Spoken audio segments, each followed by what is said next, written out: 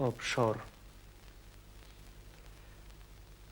ای آبشار، آینه بی غبار من،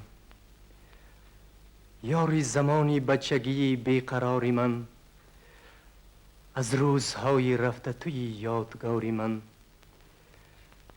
آهنگ های کهنه را تکرار میکنی، یادی به خواب رفته را بیدار میکنی، رازی مرا به لفظ خود اظهار میکنی.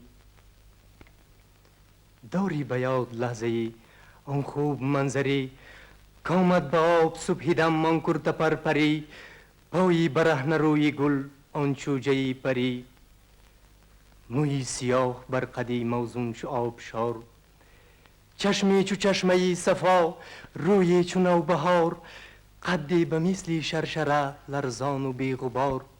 گلخنده می کرد و گل در آب می فکند، طفلی به آب گوهری نایاب می فکند، سوزی به جانی بچه بیتاب می فکند. می رفت و رنگ و رونقی گلزار می شکست، می آمد و از آمدش خمار می شکست، لب تشنگی تشنه دیدار می شکست. آن دخترک کی بود مرا بلکه خواهرم، یا در بهاری نورسی او بود دلبرم، یا چون کبوتری سفید او بود همپرم.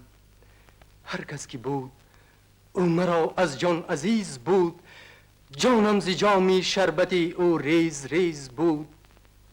روزی که چون دو ساحلی دریا جدا شدیم، دریا صدا نموده و ما به صدا شدیم، در تارهای شرشره هر دو نوا شدیم.